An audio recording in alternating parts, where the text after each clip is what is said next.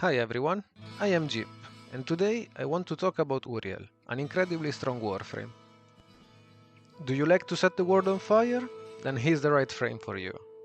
First of all, to get him, you must complete the quest The Old Piece for the main blueprint and then defeat Rose in the Descendia mode for the other parts.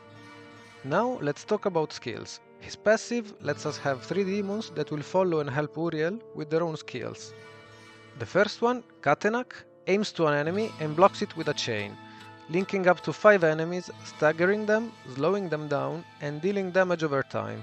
And dealing any damage to one of the linked enemies will deal damage to all the chained enemies.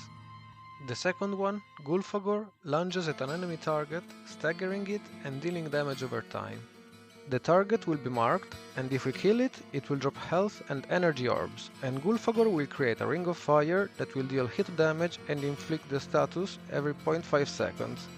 The last one, Vitalas, will convert enemy corpses into demonium runes that will give our weapons extra hit damage and fire rate, stacking up to 3 times.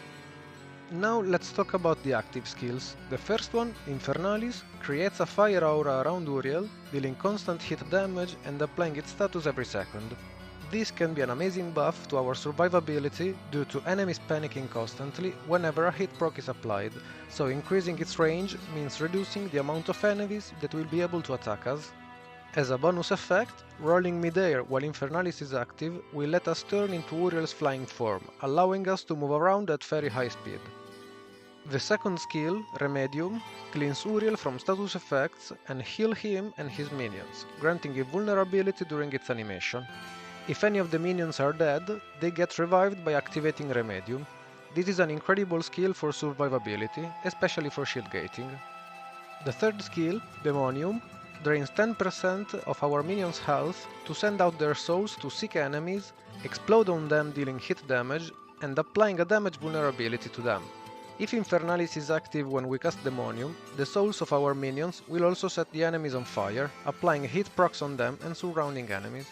The final skill, Brimstone, allows Uriel to bring hell onto the battlefield and set the world on fire, dealing huge amounts of hit damage and applying lots of hit procs.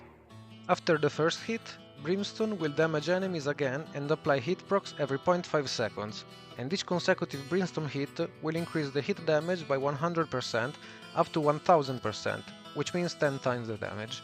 To be able to use Brimstone, we need to charge Uriel's Fury Meter, which can be filled by killing the targets of Katenak and Gulfagor, by picking up the Demonium runes created by Vitalas, or by hitting enemies with Demonium.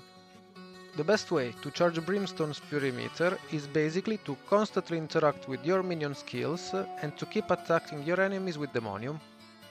Now let's talk about the build I want to show you today. I call it the Hellbringer.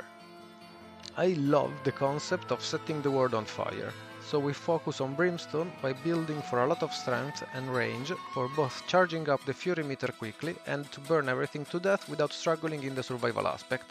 Strength will allow us to deal huge amounts of damage and also increase the amount of orbs dropped by Gulfagor, granting us a good energy source.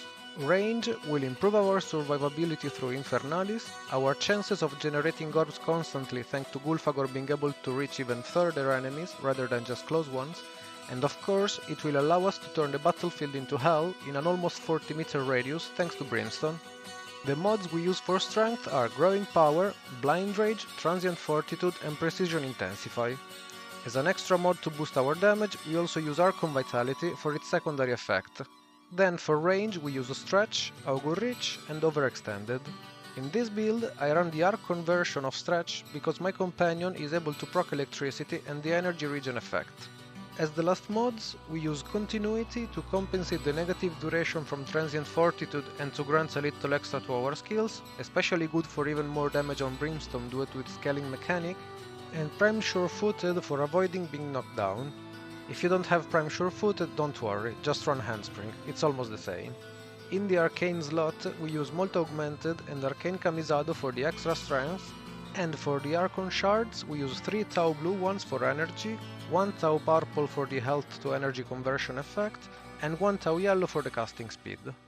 For the focus cool, we use Madurai for the extra casting speed and strength.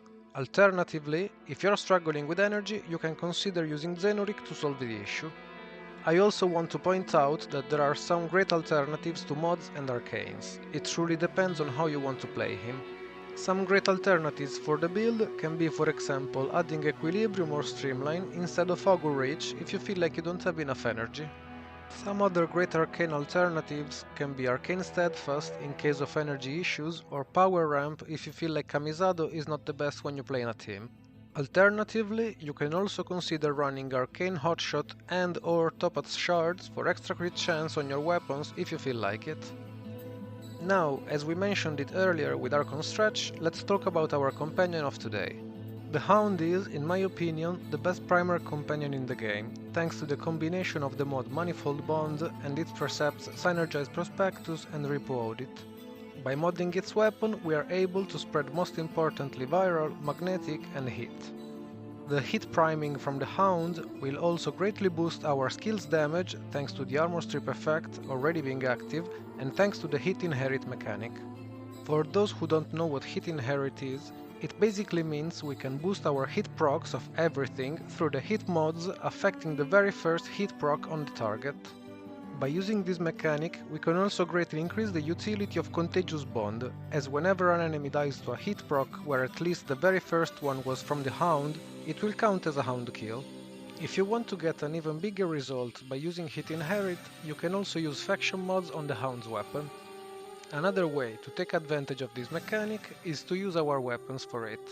For example, we can use the Acheltra as a utility weapon, first of all thanks to Hit Inherit, by adding every hit and status damage mod possible, then we can add Amalgam Serration for extra movement speed, and the Arcane Primary Accelerate for extra energy, which will always be active thanks to the Forced Impact procs on direct hits.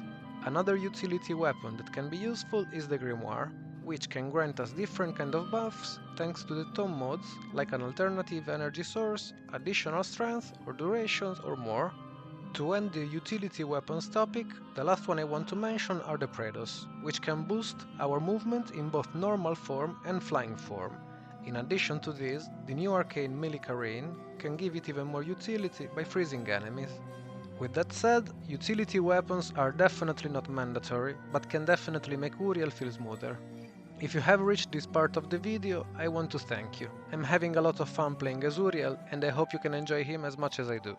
If you have any questions, feel free to ask in the comments, and if you like the video, don't forget to leave a like, and please, consider subscribing. I will be posting more videos if people are interested. Thanks Tenno, have a good day!